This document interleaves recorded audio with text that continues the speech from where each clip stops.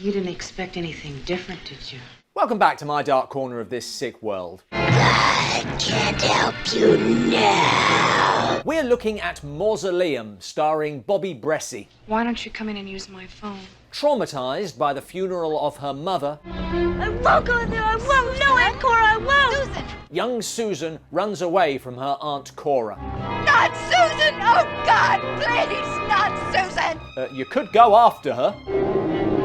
Susan is drawn to the family mausoleum. Nomad, odd name,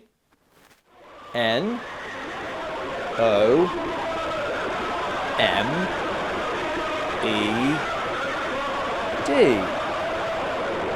No, nothing suspicious there. Inside, when I die, I want to be buried in a carnival-haunted house. She is met by the shadow of a mysterious robed figure, and when someone else comes in after her... Little girl, come here. What are you doing here? Oh. Ah, spiderweb. Oh. Look, a bunny. The bunny of death. Back with Susan. 20 years pass, and Susan is now married to Marjo Gortner from Food of the Gods. Did you expect somebody else?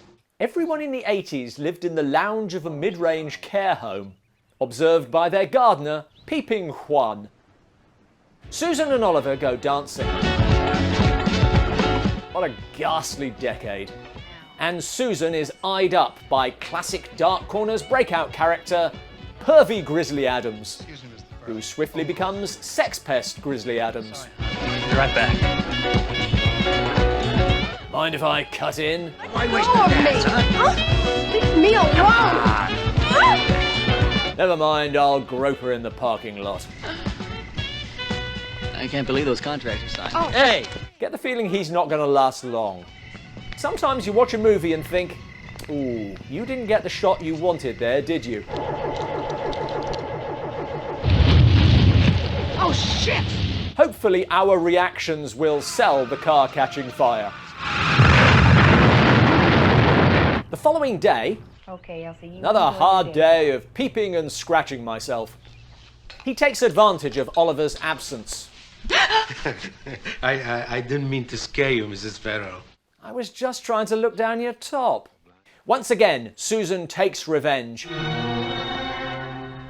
as well give him a look at the good stuff. Sometimes it takes a while to warm up.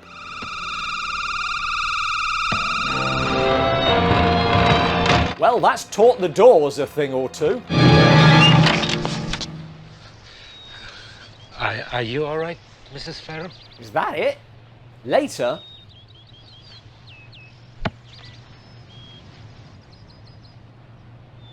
her own brand of vigilante justice.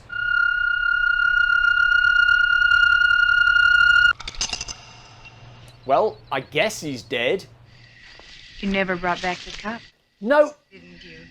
at this point, she is leading him on a little.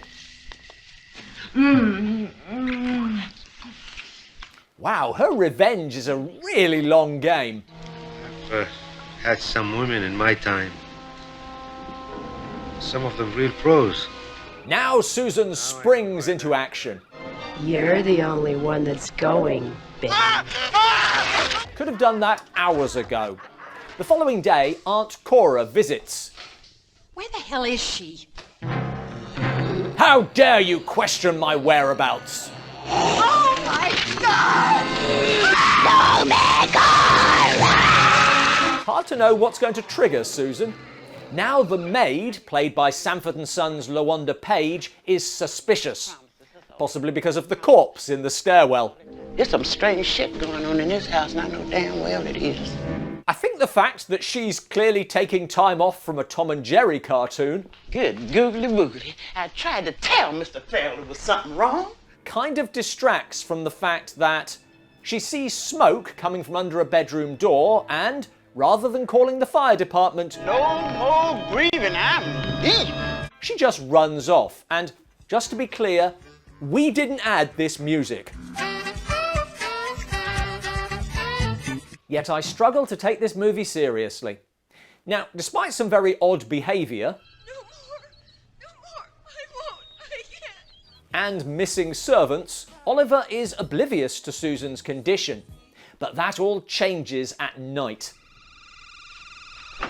Whoa, never seen you without your makeup. He calls Susan's psychiatrist, who hypnotises her. You didn't know I exist. Doesn't go brilliantly, but I'm sure he'll know what to do. How do you feel? I feel fine. Give my best to Oliver. I will.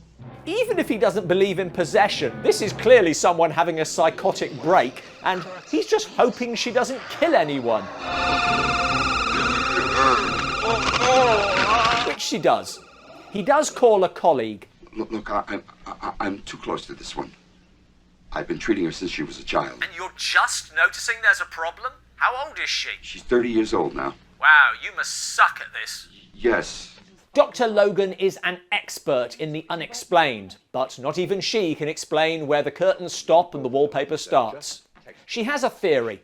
Simon, if this is demonic possession, some of my suggestions may seem very unscientific. Like that one about it being demonic possession. You must use the crown of thorns. Why don't you do it? You're the expert. Susan goes shopping. Go home. I wonder if the mall's display of pointed items will play some role.